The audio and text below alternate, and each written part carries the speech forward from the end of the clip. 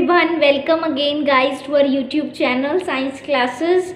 तो अभी आपको पता ही है कि हम चैप्टर सेकंड कर रहे हैं। चैप्टर फर्स्ट जो है वो हमने ऑलमोस्ट पूरा ही कंप्लीट कर लिया है। अगर आपने हमारा चैप्टर फर्स्ट नहीं देखा है तो उसकी जो प्लेलिस्ट है वो मैंने इस वीडियो के लिंक के डिस्क्रिप्शन बॉक्स में मिल जाएगा, या फिर आप हमारे चैनल पर विजिट भी कर सकते हैं, आपको वहाँ से भी मिल जाएगा। और इसके जो कंप्लीट नोट्स हैं उसका भी हर वीडियो लेक्चर के नीचे मैंने कंप्लीट नोट्स की भी PDF दे रखी है, तो आप वो भी जाके वहाँ से डाउनलोड करके और अपने नोट्स प्रॉपरली बना सकते हैं और एक एक वीडियो लेक्चर देख के चैप्टर फर्स्ट को कंप्लीट कर सकते हैं। तो अभी हम कर रहे थे चैप्टर सेकंड और ये हमारा चैप्टर सेकंड का पार्ट 8 है। इससे पहले हमने 7 वीडियोस कंप्लीट कर ली हैं, तो अगर आपने वो भी नहीं देखी है तो फटाफट जाइए, उसका लिंक डिस्क्रिप्शन बॉक्स में और जाके उसको चेकआउट कीजिए। नाउ अब आज हमारा पार्ट 8 है। अभी तक देखिए हमने क्या पढ़ लिया, एसिड क्या है, एसिड की रिएक्शंस क्या है, बेस क्या है, बेस की रिएक्शंस क्या है, एसिड को हम और क्या क्या बोल सकते हैं, बेस को क्या क्या बोल सकते हैं। बट एक्चुअली सॉल्ट के बारे में अभी तक हमने कोई डिस्कस नहीं किया, और as the name of the chapter denoted that the acid, base and salt, so we have to study about the salt very firstly. Okay now, so जो आज का वीडियो लेक्चर है इसमें हम सॉल्ट के बारे में बात करेंगे। सॉल्ट हमने वैसे तो मैंने बता ही दिया था आपको कि जब जैसे एसिड है उसकी रिएक्शन बेस के साथ होती है तो फिर हमें सॉल्ट मिलता है और प्लस वाटर का मॉलिक्यूल मिलता है। ये तो हमने पढ़ ही लिया था। बट एक्चुअली क्या है, आज हमने क्या पढ़ना है कि जो सॉल्ट है उसके यूजेस क्या हैं, सॉल्ट की प्रॉपर्टीज़ क्या हैं, जो सॉल्ट है उसको और बनाने की क्या क्या मेथड्स हैं, वो हम पढ़ेंगे आज पूरा। उससे पहले सॉल्ट की एक और चीज़ पढ़ते हैं। आज हम सॉल्ट एक हमने ना लास्ट वीडियो लेक्चर में pH पढ़ा था। अगर आपने हमारा pH वाला वीडियो लेक्चर नहीं देखा तो सबसे पहले वहाँ जाके वो देख लिया, आई टैब पे आ रहा होगा या फिर इसका लिंक भी डिस्क्रिप्शन बॉक्स में मिल जाएगा। वहाँ पे जाके पहले pH स्केल को समझिए कि pH स्केल है क्या।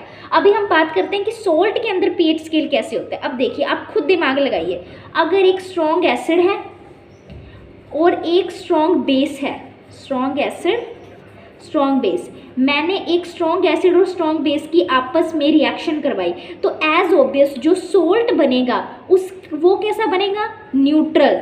क्योंकि देखिए हमने हमेशा ये पढ़ा है कि एसिड बेस के इफेक्ट को न्यूलिफाइड करता है और बेस एसिड के इफेक्ट को, ये इसको खत्म कर देता है, ये इसको खत्म कर देता है, तो दोनों क्या हो गए, न्यूट्रल।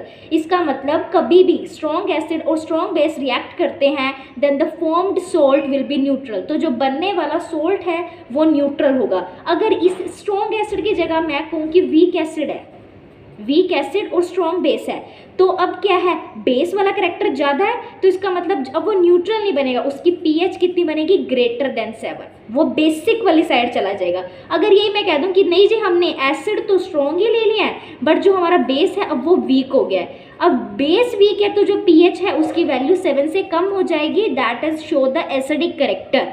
ठीक है, तो pH ऑफ सॉल्ट में हमने क्या पढ़ा, that if we react the strong acid and strong base, अगर हम स्ट्रॉन्ग एसिड और स्ट्रॉन्ग बेस को आपस में मिलाते हैं तो हमें जो सॉल्ट मिलेगा वो न्यूट्रल होगा। अगर हम किसी भी एक चीज़ को वीक कर देते हैं, हमने एसिड को वीक किया तो हमें बेसिक करेक्टर मिला, बेस को वीक किया तो हमें एसिड करेक्टर मिला।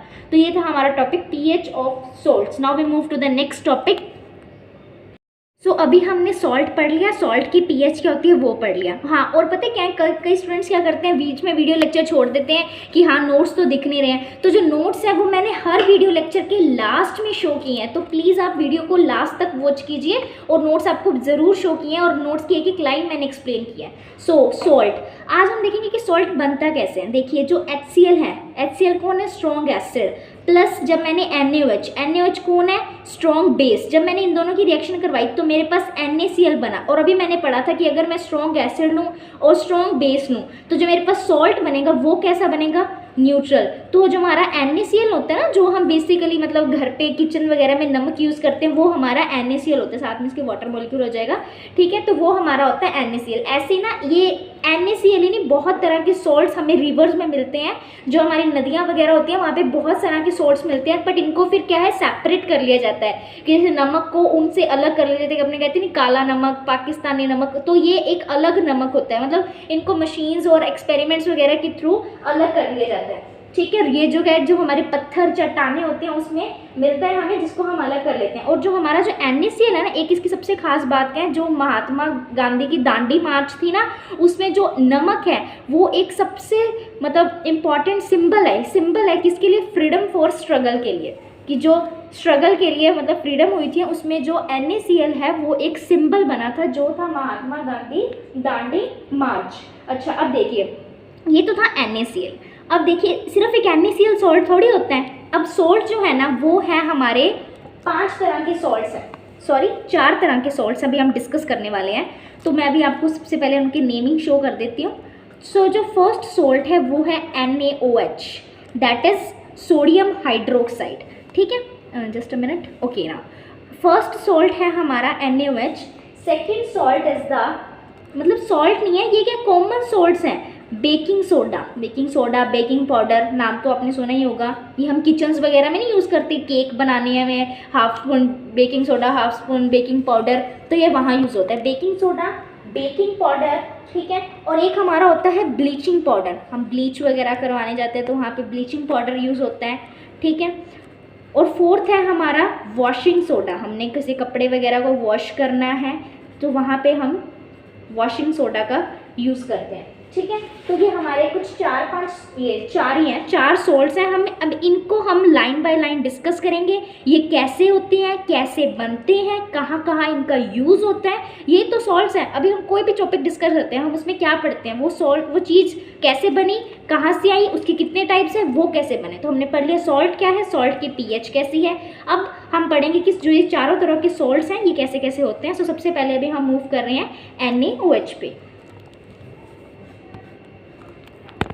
हम पढ़ रहे हैं NaOH, हमारा सोडियम हाइड्रोक्साइड, ये कैसे बनता है। तो एक्चुअली क्या होता है कि जब हम जो हमारा NaCl है ना, NaCl ये क्या हम एक्वस में लेते हैं। एक्वस मैंने आपको बताया हुआ है कि एक्वस लिक्विड में क्या डिफरेंस होता है, ये हमने फर्स्ट वीडियो लेक्चर में पढ़ा था, जो हमारा फर्स्ट चैप्टर की फर्स्ट वीडियो थी ना उसमें। तो अगर आपने नहीं पता है हमें आपको एक्वस और इसमें क्या डिफरेंस होता है तो आप पहले वो वाला लेक्चर देख लीजिए।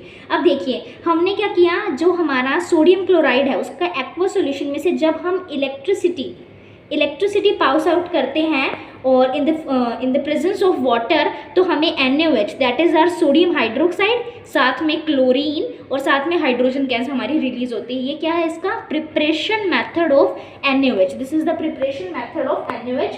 और इस प्रोसेस को एक नाम से पुकारा जाता है, वो है CHLOR, क्लोर एल्कालाई प्रोसेस। क्यों, देखिए क्लोर का मतलब है हमें प्रोडक्ट में क्या मिला, क्लोरीन, और एल्कल का मतलब है हमें alkaline substance that is the NaOH मिला है। तो इसीलिए जो हमारा NaOH को बनाने का प्रोडक्शन प्रोसेस है ना, the production process of the NaOH is also known as the chlor alkali process. ठीक है, तो ये तो हमारा था सोडियम हाइड्रोक्साइड। सोडियम हाइड्रोक्साइड्स के आपको यूजेस तो मतलब पता ही है, ये बेस है एक तरह का। अभी हम मूव करते हैं नेक्स्ट पे, जो है हमारा बेकिंग सोडा। अब देखिए ये तो है बेकिंग सोडा, यहाँ तो हमें पता था कि ये सोडियम हाइड्रोक्साइड है। अगर आपको कोई पूछने से कॉमन नेम तो आपको पता ही होना चाहिए, सोडियम हाइड्रोक्साइड। अब देखिए ये है बेकिंग सोडा। अभी ना तो हमें इसका कलर वो पता है, मतलब नेम क्या है, और ना ही हमें इसका फॉर्मूला पता है। तो जो बेकिंग सोडा है वो होता है CaOCl2 is known as the baking soda. और इसका बेकिंग सोडा का जो नाम है वो होता है, सॉरी स्टूडेंट्स मुझे एक लिटिल बिट कन्फ्यूजन हो गई थी। बेकिंग सोडा का फॉर्मूला CaOCl2 नहीं होता, NaOHCO3 होता है, NaOHCO3। और इसका जो नेम है वो है सोडियम हाइड्रोजन कार्बोनेट। ये हमने पढ़ा है ना, sodium hydrogen carbonate. Sodium carbonates में क्या डिफरेंस होता है जब हम इनकी मेटल और एसिड के साथ रिएक्शन करवाते हैं, ये हमने एसिड में पढ़ा था चैप्टर 2 में। ठीक है, तो बेकिंग सोडा का फॉर्मूला NaOH, जिसका नाम है सोडियम हाइड्रोजन कार्बोनेट। और आपको पता है जो बेकिंग सोडा है इसको हम किचन में यूज़ करते हैं। किचन में कैसे, जो हम जैसे घर पे पकोड़े वगैरह निकालते हैं उसको क्रिस्पी बनाने के लिए, उसको टेस्टी बनाने के लिए, या फिर जैसे हमने कोई केक बनाया, कोई मान लो वो इडली वगैरह बनाई, तो उसको क्या है बेकिंग सोडा डालने से वो फूल जाती है, मतलब तो वो क्रिस्पी हो जाता है और जैसे कोई भी हमारा जो सॉफ्टी स्पंजी चीज़ है वो मतलब फूल जाती है। ठीक है, तो अभी हम मूव करते हैं आगे। आगे देखिए, अभी जो हमारा जो बेकिंग सोडा है, सोडियम हाइड्रोजन कार्बोनेट, इसका मतलब प्रिपरेशन मेथड क्या है, ये बनता कैसे है। जो हमारा सोडियम क्लोराइड है, जब हम उसमें एक वाटर मॉलिक्यूल साथ में CO2 गैस प्लस साथ में अमोनिया मॉलिक्यूल जब हम उसमें मिला देते हैं तो हमें मिलता है हमारा sodium hydrogen carbonate, that is our baking soda DS। And NH4Cl, that is ये क्या होता है, अमोनियम क्लोराइड। अमोनियम क्लोराइड का फॉर्मूला होता है NH4Cl। तो ये था इसका मतलब इसको बनाने का प्रिपरेशन मेथड। अभी हमने बेकिंग सोडा में सबसे इंपॉर्टेंट चीज़ जो थी वो दो चीज़ें पढ़ी है हमने। फर्स्ट तो क्या कि हम मतलब इसमें कोई भी चीज़ है उसको सॉफ्ट स्पंजी और उतना ही इसको क्रिस्पी कर सकते हैं। अब देखिए इसका सबसे बड़ा एक यूज़, पहला चीज़ तो वही जो हमने कहा क्रिस्पी कर सकते हैं, स्पंजी कर सकते हैं। दूसरा इसका सबसे जो मेन यूज़ है ना, वो मेन यूज़ क्या है कि जैसे ये जो है बेकिंग सोडा, ये क्या होता है, बेसिक नेचर का होता है, that is of the basic nature. ये बेसिक नेचर का होता है ना, इसीलिए जब जैसे मतलब कोई रिएक्शन, ठीक है, तो अब देखिए इसका मेन यूज़ सबसे पहले जो आ गया कि मतलब कोई भी चीज़ क्रिस्पी हो सकती है। अब जो था मैंने आपको बोला था कि जैसे कोई भी चीज़ ना स्पंजी और सॉफ्टी हो जाती है तो उसको केमिकल रिएक्शन के थ्रू आप कैसे एक्सप्लेन करेंगे। ये हमारा होता है baking soda, that is the sodium hydrogen carbonate. इसको जैसे हमने हीट किया, जैसे मान लो हमने किसी भी सब्सटेंस में डाला और उसको हमने कुकर वगैरह में हीट किया, तो देखिए इसमें CO2 गैस निकल जाती है। अब जब CO2 गैस किसी चीज़ में से निकलेगी तो वो चीज़ उतनी ज़्यादा सॉफ्ट हो जाएगी और उतनी ज़्यादा फूल जाएगी, फूलेगी तो सॉफ्ट और स्पंजी हो जाएगी, जैसे हमारा केक वगैरह सॉफ्ट और स्पंजी हो जाता है। तो ये है उसका मतलब केमिकल रिएक्शन के थ्रू प्रूफ कि मतलब हाँ केमिकली वो ऐसी ऐसी रिएक्शन होती है। ठीक है, तो ये हमारा हो गया है बेकिंग सोडा। बेकिंग सोडा का इंपॉर्टेंट रिएक्शन यही कि रिएक्शन ये है कि अगर हम हीट उसमें से निकलती है, हम हीट उसमें लगाते हैं तो हमारा जो CO2 गैस है वो रिलीज होती है। अब हम पढ़ रहे हैं हमारा third salt, that is bleaching powder. Bleaching powder, जैसे जब हम ब्लीच वगैरह करवाते हैं तो वहाँ पे जो पाउडर यूज़ होता है वो होता है हमारा ब्लीचिंग पाउडर। ठीक है, ब्लीचिंग पाउडर, इसमें भी हम सबसे पहले ये पढ़ते हैं कि इसका फॉर्मूला क्या होता है। इसका फॉर्मूला होता है CaOCl2। CaOCl2 is the formula of the bleaching powder. और ये ब्लीचिंग पाउडर कैसे बनता है, जब हम इसकी रिएक्शन CaOH का ट्वाइस, ये हमारा क्या होता है, मैंने आपको लास्ट वीडियो लेक्चर्स में डिस्कस किया हुआ है, ये हमारा होता है स्लेक्ड लाइम। जब स्लेक्ड लाइम की रिएक्शन मैं क्लोरीन के साथ करवा देती हूँ तो मुझे ब्लीचिंग पाउडर मिलता है, that is the CaOCl2 plus साथ में वाटर मॉलिक्यूल। और जो ये जो हमारा ब्लीचिंग पाउडर होता है ना, ये थोड़ा कॉम्प्लेक्स होता है। ठीक है, तो हमने क्या रिएक्शन याद कर दी है, slaked lime when react with chlorine it gives us the bleaching powder. अच्छा आप सुनिए, ब्लीचिंग पाउडर के क्या क्या यूजिंग है, इसके कुछ 2-3 यूजेस होते हैं जो मैं आपको एक्सप्लेन करती हूँ। देखिए सबसे पहला तो जो हमारे कॉटन और लिनन की जो टेक्सटाइल जो इंडस्ट्रीज होती है ना, जहाँ पे कॉटन और लिनन के क्लॉथ्स वगैरह बनते हैं, तो वहाँ पे ब्लीचिंग पाउडर को यूज़ किया जाता है। ठीक है, सेकंड ये क्या है, एक ऑक्सीडाइजिंग एजेंट है जो हमारी केमिकल फैक्ट्रीज वगैरह में यूज़ होता है, oxidising agent.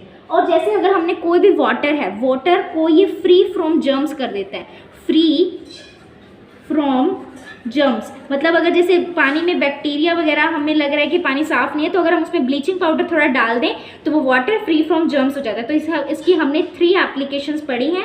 First application used in the textile of cotton and the linen, and the second is used as a oxidizing agent, and second is to and the third one is to मतलब water को free from germs करने के लिए इसको हम use करते हैं। हमने 3 चीज़ें पढ़ ली हैं, sodium hydroxide, baking soda, bleaching powder. Now we move to our fourth part, that is washing soda. Washing soda, ठीक है, अभी हम मूव करते हैं हमारे नेक्स्ट पार्ट पे, that is the washing soda. अभी हम वॉशिंग सोडा के वॉशिंग सोडा, अब देखिए हमने अभी तक पढ़ा कि सोडियम कार्बोनेट ये होता है, बेकिंग सोडा वो होता है, ब्लीचिंग पाउडर सोडियम हाइड्रोक्साइड। अब जो सोडियम कार्बोनेट के साथ हम 10 वाटर मॉलिक्यूल्स मतलब ऐड कर देते हैं, ये देखिए डायरेक्टली इसके साथ जाके अटैच हो गए हैं, तो द गिवन कंपाउंड, जो ये कंपाउंड बनता है Na2CO3.10H2O, मतलब 10 वाटर के मॉलिक्यूल्स, तो ये होता है हमारा वॉशिंग सोडा। वॉशिंग सोडा का ये प्रिपरेशन मेथड है that can be obtained by the reaction of sodium carbonate with 10 molecules of water. और जो है हमारा वॉशिंग सोडा होता है ना, ये भी क्या है, बेस ही होता है। अब वॉशिंग सोडा के यूजेस देख लेते हैं। सबसे पहले हम यही पढ़ते हैं कि क्या चीज़ है, कैसे हैं, प्रिपरेशन मेथड, उसके यूजेस। अब वॉशिंग सोडा के यूजेस, वॉशिंग सोडा जैसे हम कोई भी ग्लास है, सॉप है, पेपर की कोई इंडस्ट्री है, मतलब किसी चीज़ को साफ करने में यूज़ होता है। एज ऑब्वियस वॉशिंग है तो इसका मतलब क्लीनिंग एजेंट में यूज़ होता है। और थर्ड क्या है कि जैसे वाटर है, हमने देखा वाटर में दो तरह की हार्डनेस होती है, hard water, soft water. Hard water में परमानेंट हार्डनेस और टेम्परेरी हार्डनेस। तो जो परमानेंट हार्डनेस होती है ना, उसको रिमूव करने के लिए हम वॉशिंग सोडा का यूज़ करते हैं।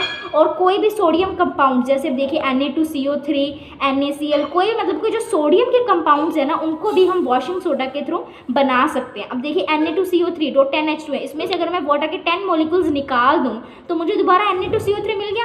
मतलब कि क्या है, used in the manufacture of sodium compounds. तो ये इसके 4-5 यूजेस होते हैं। अब देखिए जो ये 10H2O है ना, इसका क्या मेन रोल है। ऐसे ना बहुत सारे कंपाउंड है जिसमें ऐसे 10H2O लिखा होता है, किसी में 2 वाटर मॉलिक्यूल ऐसे एडिशनल में लिखा होता है। तो उनका क्या मतलब है, उनका क्या मतलब है कि जैसे जो सॉल्ट्स है ना, अब ये क्या बना है हमारा, ये क्या है, सॉल्ट, कि जो सॉल्ट है वो मतलब ड्राई हो सकते हैं या नहीं। तो ये ड्राई को शो करता है। अगर ये वॉशिंग सोडा है, इसके साथ ये 10 मॉलिक्यूल्स ऑफ वाटर क्या शो कर रहे हैं कि इसके अंदर 10 मॉलिक्यूल्स ऑफ वाटर प्रेजेंट है, इसका मतलब ये ड्राई नहीं है। अगर इसमें से ये रिलीज हो जाए रिएक्शन के थ्रू तो ये ड्राई बन जाएगा सोडियम कार्बोनेट। तो सोडियम कार्बोनेट को भी हम वॉशिंग सोडा बोल सकते हैं। This is the dry form. Main इसका फॉर्मूला ये है, बट ये इसकी क्या है, ड्राई फॉर्म है। ठीक है, तो मतलब हम किसी भी सोल्ट को अगर उसमें से वाटर मॉलिक्यूल जिसमें प्रेजेंस है, अगर हम उसको रिलीज कर दें तो हम उसको मतलब ड्राई फॉर्म में लेकर आ सकते हैं। ऐसा ही एक और कंपाउंड है जो है जिप्सम। जिप्सम आगे आपके काफ़ी यूज़ होने वाला है। एक्चुअली जिप्सम का फॉर्मूला होता है CaSO4.2H2O। अब ये देखिए इसमें भी जो ये 2 वाटर मॉलिक्यूल्स है। अच्छा, अब जैसे जो वाटर मॉलिक्यूल्स होते हैं ना, इनका एक नाम है, that is the water of crystallization. Water of crystallization के मतलब ये वाटर ऑफ क्रिस्टलाइजेशन को शो करते हैं। अगर ये रिलीज हो जाएंगे तो हमारा जो मतलब कंपाउंड है वो ड्राई फॉर्म में आ जाएगा। अभी हम जिप्सम के थ्रू ही जो एक सबसे इंपॉर्टेंट एप्लीकेशन निकल के आती है, दैट इज द POP, उसके बारे में हम अभी स्टडी करेंगे। Okay, now our next topic is the POP, plaster of Paris, the most important topic for the point of view of board exam as well as your home test और classroom test। मतलब बहुत important topic है। जब भी आपका test इस chapter से आएगा तो ये टॉपिक तो कंफर्म पूछा जाएगा। देखिए प्लास्टर ऑफ पेरिस क्या होता है। जो जिप्सम होता है ना, हमने क्या पढ़ा, जिप्सम क्या होता है, CaSO4.2H2O। जब इस जिप्सम को हम हीट कर देते हैं कितने पे, 373 केल्विन टेम्परेचर पे, तो एक कंपाउंड बनता है दैट इज CaSO4.1/2H2O। इसका मतलब 1/2 जो मॉलिक्यूल है ना वाटर का, ये देखिए 1.5 मॉलिक्यूल वाटर का, वो रिलीज हो जाता है जब हमने इतना टेम्परेचर उसको दिया। तो ये जो कंपाउंड बनता है ना, दैट इज द, इस कंपाउंड का नेम है कैल्शियम सल्फेट हेमीहाइड्रेट। इस जो कंपाउंड है इसको बोला जाता है POP। That is the plaster of Paris. ये जब जैसे हमारी बोन वगैरह फ्रैक्चर हो जाती है तो वहाँ पे जो प्लास्टर चढ़ता है ना, तो वो यही होता है प्लास्टर ऑफ पेरिस। ये क्यों चढ़ता है, अब जैसे जब ये है, ये हमारा होता है POP। जो हमारी मान लो बोन फ्रैक्चर होगी उसके ऊपर हम डॉक्टर ने POP चढ़ा दी, साथ में इसके लगा देंगे वो मतलब वाटर मॉलिक्यूल, रिएक्शन दोबारा ये किसमें कन्वर्ट हो जाएगा, जिप्सम में। और जिप्सम किस में कन्वर्ट हो जाएगा, फिर एक सॉलिड मास में, और जिससे हमारी मतलब जो बोन क्रैक हुई होती है वो दोबारा ज्वाइन हो जाती है, मतलब दोबारा ठीक हो जाती है। ठीक है, तो ये था प्लास्टर ऑफ पेरिस का रोल। और प्लास्टर ऑफ पेरिस बहुत ही इंपॉर्टेंट है, यूज्ड इन द मतलब हमारे किसी भी बोन वाले पार्ट को जो फ्रैक्चर हुआ है उसको ठीक करता है। और एक ही काफ़ी यूज़ होता है जैसे टॉयज़ वगैरह, कोई मतलब कोई भी ऐसा मटेरियल जो हार्ड चीज़ से बनता है वहाँ पे ये प्लास्टर ऑफ पेरिस यूज़ होता है। सो आज के हमने वीडियो लेक्चर में क्या स्टडी किया कि सॉल्ट क्या है, सॉल्ट की pH क्या है और सॉल्ट के टाइप्स क्या है। सॉल्ट का पहला type sodium hydroxide, second baking soda, third bleaching powder and the fourth is the washing soda that we use in the daily life, day to day life. Okay, अभी हमने जो पढ़ना था वो हमने पढ़ लिया आज के वीडियो लेक्चर में। अभी मैं आपको नोट शो करती हूँ, उसमें मैं आपको लाइन टू लाइन एक्सप्लेन करूँगी। और जो नोट्स की PDF है उसका आपको लिंक डिस्क्रिप्शन बॉक्स में मिल जाएगा, वहाँ से इसको डाउनलोड कर लीजिए, उसको लिख लीजिए, उसको प्रिंट आउट निकलवा लीजिए। ठीक है, उसके बाद एक और इम्पॉर्टेंट बात मैं आपको बता दूँ कि अभी तक हमने जितना पढ़ना था इस चैप्टर में पढ़ लिया है। अभी मैं आपको नेक्स्ट वीडियो लेक्चर में स्क्रीन शेयर करके बुक की दिखा दूंगी कि मैंने सारे टॉपिक्स कवर करवा दिए हैं। इसके लास्ट वाले 3-4 जो ब्लू मार्क क्वेश्चन होते हैं वो रहते हैं, साथ में आपके पास एक्सरसाइज के क्वेश्चन, मतलब मुश्किल से 2 वीडियो लेक्चर्स में आपका ये चैप्टर कंप्लीट हो जाएगा। सो अभी मैं आपको नोट्स शो करती हूँ।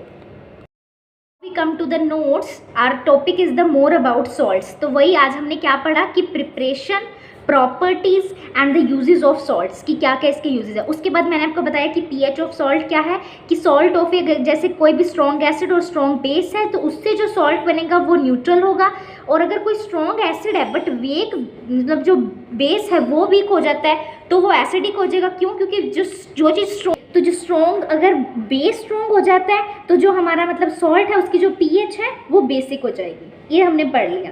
अभी हम नेक्स्ट है कि केमिकल्स ऑफ कॉमन सॉल्ट। तो ये मैंने बताया कि जब हम HCl और NaOH को कंबाइन करते हैं तो हमें सोडियम क्लोराइड मिलता है, जो हम अपने डेली फूड वगैरह में यूज़ करते हैं, और दोनों चीज़ें स्ट्रॉन्ग होने के कारण वो क्या हो जाता है, न्यूट्रल। और जो हमारा सी वाटर होता है उसमें बहुत सारे सॉल्ट्स होते हैं, उसमें रॉक सॉल्ट्स होते हैं, जिससे हम हर सॉल्ट को, मतलब एक अलग अलग सॉल्ट को सेपरेट करते हैं। और जो NaCl है वो सबसे इंपॉर्टेंट सिंबल है for freedom for struggle in Mahatma Gandhi Dandi march में। अभी हम मूव करते हैं नेक्स्ट टॉपिक पे, जो था हमारा common salt. Just a minute, okay now common salt में हमने इंपॉर्टेंट मटेरियल्स पढ़नी, जैसे NaOH, baking soda, washing soda और ब्लीचिंग पाउडर। अब हमें 1 बाय 1 डिस्कस करते हैं। तो सबसे पहला था सोडियम हाइड्रोक्साइड। इसमें मैंने आपको बता दिया था कि सोडियम हाइड्रोक्साइड को हम कैसे करते हैं। ओके नाउ NaCl प्लस, जब मैंने इसकी वाटर के साथ रिएक्शन करवा दी और जब मैंने इसको इलेक्ट्रिसिटी के थ्रू मतलब पास करवाया तो मेरे पास NaOH plus Cl2 plus H2 मिल जाता है, जिसको मैं क्लोर एल्काली प्रोसेस बोलते हैं। Chlor for the chlorine and alcohol for the NaOH. Now our next compound is the bleaching powder. Okay, bleaching powder कब बनता है? जब मैं क्लोरीन की रिएक्शन स्लेट लाइम CaONH2 से करवा देती हूँ तो मुझे एक कंपाउंड मिलता है, that is CaOCl2, that is known as the bleaching powder. और ये थोड़ा कॉम्प्लेक्स होता है। अभी मैं इसके प्रिपरेशन पे चलती हूँ। नाउ इट्स प्रिपरेशन इज, ये देखिए रिएक्शन CaOH का twice plus Cl2 CaOCl2 plus H2O, water molecule निकल जाता है और ये हमें हमारा ब्लीचिंग पाउडर मिल जाता है। अब ब्लीचिंग पाउडर के यूजेस, कॉटन, लीलन, टेक्सटाइल में यूज होता है, used as a oxidizing agent and use to, मतलब कि जो वाटर है उसको फ्री फ्रॉम जर्म्स करने के लिए। Now our third compound is the, just a minute, okay now baking soda कहाँ यूज होता है? किचन में, कोई भी पकौड़ास वगैरह उसको क्रिस्पी बनाने के लिए, और it is used for faster cooking. और कोई चीज़ जल्दी पकेगी जब जो चीज़ जितनी ज़्यादा मतलब फुल्ली होगी, उसके मतलब मॉलिक्यूल्स का डिस्टेंस उतना कम होगा तो वो उतनी जल्दी पकेगी। ठीक है, तो ये वहाँ यूज़ होता है। और बेकिंग सोडा जो है हमारा वो है sodium hydrogen carbonate NaOH CO3। ये इसका प्रोडक्शन मेथड है कि हम इसको कैसे बना सकते हैं। NaCl plus water molecule CO2 plus NH3, हमें अमोनियम क्लोराइड और हमारा सोडियम हाइड्रोजन कार्बोनेट मिल जाता है। उसके बाद फिर मैंने आपको बताया जो ये सबसे इंपॉर्टेंट कंसेप्ट है, जो मैंने नोट की फॉर्म में लगा रखा है, कि ये एक तरह का बेसिक सॉल्ट है और ये CO2 रिलीज करता है। इसीलिए हमारा कोई भी कंपाउंड जिसमें हम बेकिंग सोडा डालते हैं वो चीज़ स्पंजी हो जाती है, सॉफ्ट हो जाती है अंदर से, क्योंकि ये जब हीट होती है तो ये CO2 को रिलीज कर देता है। अब देखिए बेकिंग सोडा के uses. Okay now uses of the baking soda कि CO2 जो प्रोड्यूस होती है वो ब्रेड, केक, हर एक चीज़ को सॉफ्ट और स्पंजी बना देती है। ये एक ऐसा इंटीग्रेंट है जिसको हम एंटासिड, मतलब कि अगर हमारे पेट में, मतलब स्टमक में अगर एसिड की जो अमाउंट है वो ज़्यादा हो गई है तो हम बेकिंग सोडा ले लेंगे तो वो उसको भी न्यूट्रलाइज कर देगी। और ये एक सोडा एसिड फायर एक्सटिंक्शर के थ्रू भी मतलब यूज़ की जाती है। नाउ और last is the washing soda, जो हमारा सोडियम कार्बोनेट है, जब हम इसकी मतलब वाटर मॉलिक्यूल साथ करवा देते हैं रिएक्शन तो हमें मिलता है washing soda with 10 molecules of water is the washing soda. Now we move to the preparation method of the washing soda. Now the uses of washing soda glass, soap, paper industry में use होता है, used as a cleaning agent and used for removing the permanent hardness of water, used in the manufacture of sodium के compounds में use होता है। आप ये मत सोचना कि ये मैं नोट्स खुद ही पढ़ी जा रही हूँ, आपके लिए ही बनाए हैं, आपको ही इसकी PDF मिलेगी, आपको ही इसका फायदा होगा। So please be concentrate and focus होकर इसको पढ़िए। ओके, अभी मैं आपको क्वेश्चन जो मैंने आपको बताया था वाटर ऑफ क्रिस्टलाइजेशन, तो वो यही है कि कोई भी अगर सॉल्ट है उसके क्रिस्टल्स हैं, अगर उसमें वाटर है तो क्या हम उसको ड्राई कर सकते हैं? तो वो देखिए वाटर ऑफ क्रिस्टलाइजेशन क्या है कि एक यूनिट में, सॉल्ट की एक यूनिट में कितने नंबर ऑफ मॉलिक्यूल्स प्रेजेंट है। जैसे जो हमारा वॉशिंग सोडा Na2CO3 10H2O, तो इसका मतलब इसमें 10 मॉलिक्यूल्स ऑफ वाटर प्रेजेंट है per unit area, per unit of the washing soda. और ऐसे ही जो हमने एक और कंपाउंड पढ़ा that is the gypsum CuSO4.2H2O। Now gypsum से जो एक इंपॉर्टेंट कंपाउंड बना था, जस्ट अ मिनट मैं आपको शो करती हूँ। Okay now that is the POP, plaster of Paris. जब मैं जिप्सम को 373 डिग्री केल्विन पे टेम्परेचर पे मतलब हीट करती हूँ तो उसका जो वाटर मॉलिक्यूल है वो उससे अलग हो जाता है 1.5 और हाफ उसके पास रह जाता है, जो एक अलग ही कंपाउंड निकल के आता है calcium sulphate hemihydrate, that is called as the POP। और ये कहाँ यूज़ होता है, जैसे कोई भी हमारी बोन फ्रैक्चर हो चुकी है तो वहाँ पे उसको ठीक करने के लिए, क्योंकि जब इसको अब दोबारा इसके वाटर मॉलिक्यूल से मिला देते हैं तो ये दोबारा जिप्सम बना लेता है और जो जिप्सम है वो हार्ड सॉलिड मास में कन्वर्ट हो जाता है। अच्छा अब देखिए जो इसमें हमने 1.5 मॉलिक्यूल वाटर दिया है ये क्या है, वाटर ऑफ क्रिस्टलाइजेशन। और POP का यूज़ हम टॉयज़, मटेरियल्स, जो भी चीज़ हार्ड होती है ना उसको बनाने में यूज़ कर सकते हैं। तो मैंने आपको इसके नोट्स भी शो कर दिए हैं और अच्छी तरह से समझा भी दिया है। फिर भी आपको कोई डाउट है तो प्लीज़ कमेंट कीजिए, और अगर आपको सारा कुछ समझ आ रहा है तो प्लीज़ सेशन को लाइक कीजिए और अपने फ्रेंड्स के साथ शेयर कीजिए ताकि उनका भी फ़ायदा हो सके। और please please please channel subscribe कर लीजिए please. Okay so bye bye guys, अब हम मिलते हैं नेक्स्ट वीडियो लेक्चर में।